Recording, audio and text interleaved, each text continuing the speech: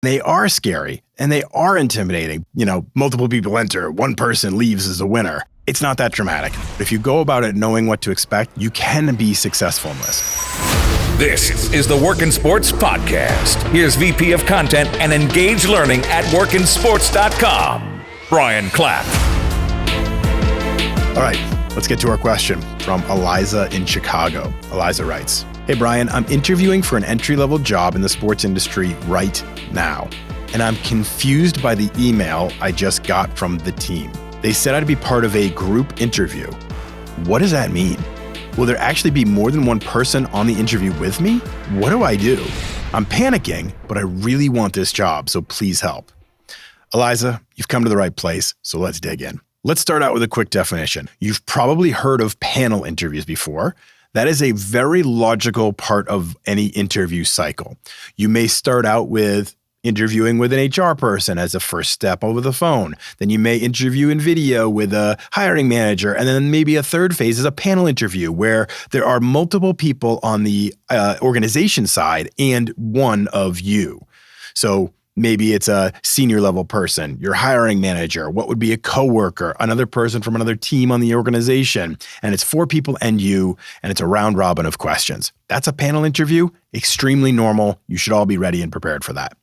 Group interviews, flip that dynamic a little bit. It's exactly as it sounds. Many of you, a couple of them, and you are in competition with the people that are also part of this interview session. I don't know about you, but all of my nightmares come to life when I hear that. It's kind of like the employment version of Hunger Games or Mad Max Beyond Thunderdome. Welcome to another edition of Thunderdome!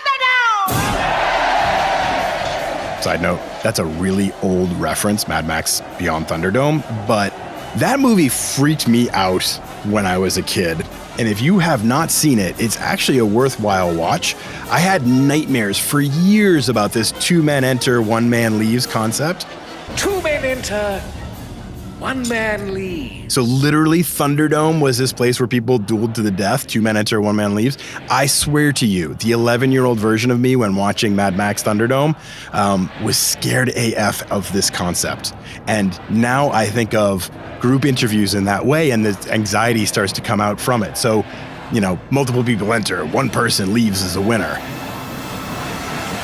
It's not that dramatic. I do want to be as clear to clarify that no one dies at the end of any group interviews, but there is an evaluation process going on. There is an important part of this, and they are scary and they are intimidating. But if you go about it knowing what to expect, and Eliza, that's what we're trying to set you up for, you can be successful in this. So let's start out with motivation.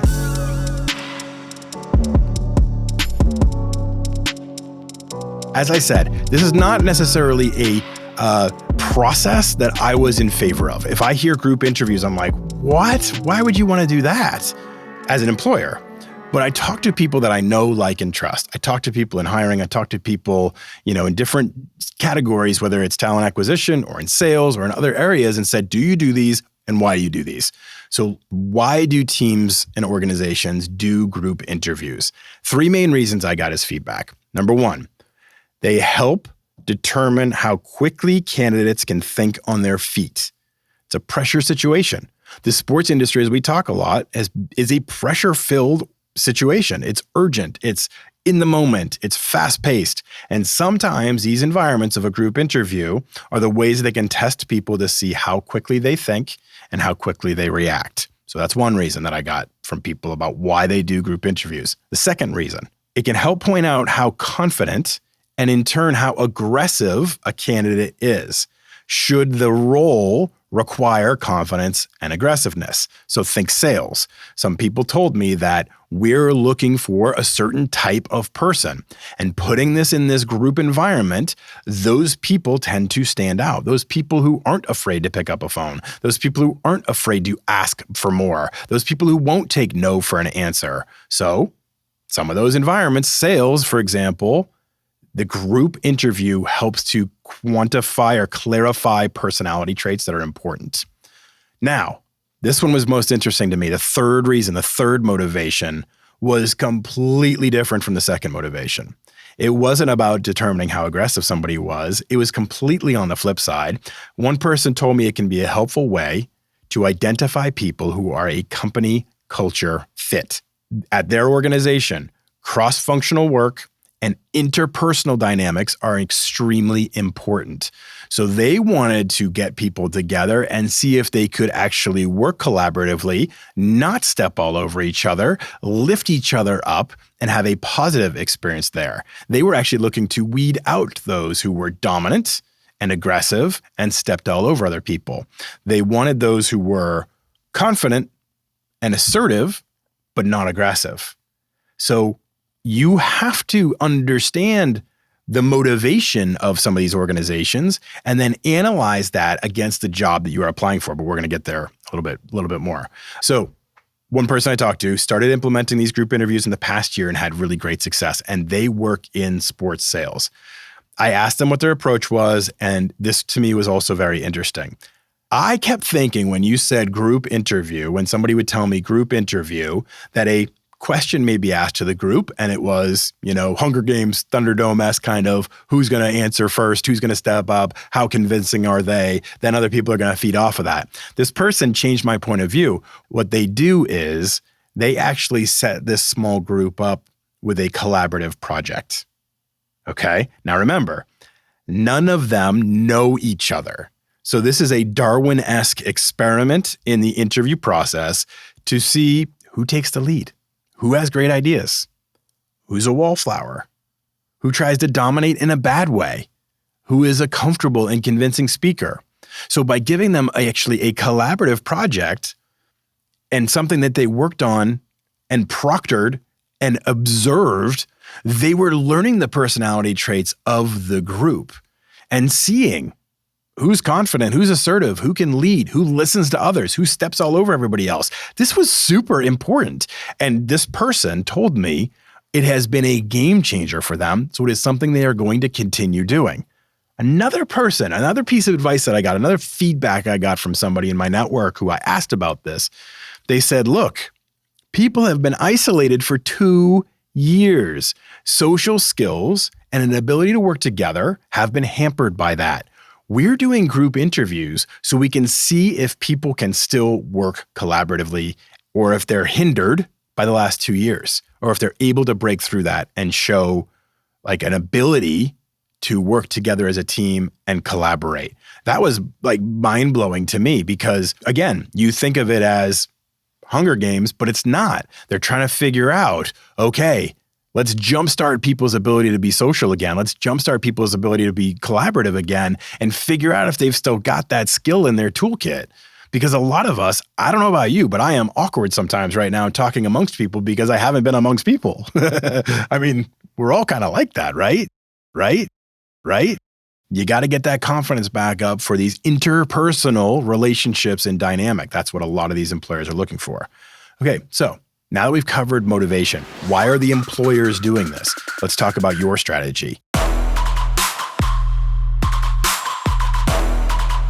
How do you prepare for this moment? Number one, first question you have to ask yourself is, what kind of job am I interviewing for? Consider what the role itself tells you about the interviewer's motivation. Like I said, if it's a sales type role, they may be looking for confidence, quick thinking, assertiveness. You can't be a wallflower in that environment. You can't be gobbled up and sit on the sidelines and engulfed by the moment. Now, this does not mean that you're just going to talk over everybody else. This does not mean that you are just going to be the most aggressive person in the room and dominate things. That is not the answer. But it does mean that you have to be willing to push down your doubts and willing to stand out. You have to be able to get yourself out there and into the fray of the conversation and invoke and just really activate your best creative ideas and thoughts. If this is not a role that requires certain aggressive attributes, the motivation could be to see how well you work collaboratively and cross-functionally. So that means speak, like be active in the conversation, but engage others as well. Ask questions to the rest of the group. Ask provocative, probing questions to draw ideas out of other people. Listen to what they have to say. Build off of that. Draw conclusions and maybe bring things to a logical, ending point, right? Because then you're showing leadership skills. A really important part of this is to still be a good listener. If you just talk and dominate, that's not leadership. It's not, okay? Collaborate and work together in these moments. If this is an in-person group interview, so you're not on Zoom, you are in person. Now, I know some of those aren't happening right now. They were, and now we've pulled back again because of Omicron. And trust me, I understand that firsthand. But if you have one of these come up in the spring or when things settle down a little bit, okay, a boss move. Boss. You may be led into a room with other people. You may not have even known it was a group interview. You get led in and there's other people standing there. You introduce yourself and make eye contact with every person there. You don't come off intimidated by this environment.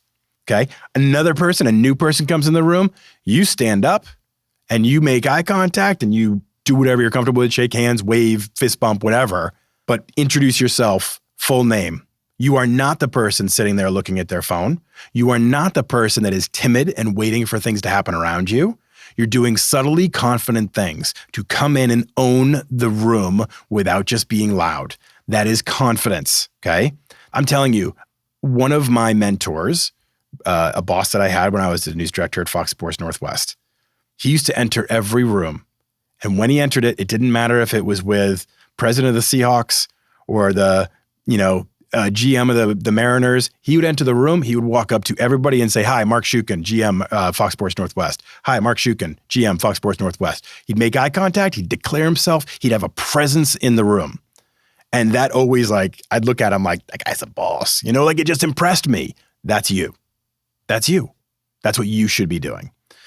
Now, third thing. I know I talk about being competitive a lot. And I know I talk about the keys to succeeding in the sports industry are being competitive, curious, and coachable. And that's true. In this environment, though, in this instance, you aren't trying to dominate the others in the room. You're not. You're not trying to crush everybody in an aggressive fashion. A true leader will involve others, cite people by their name.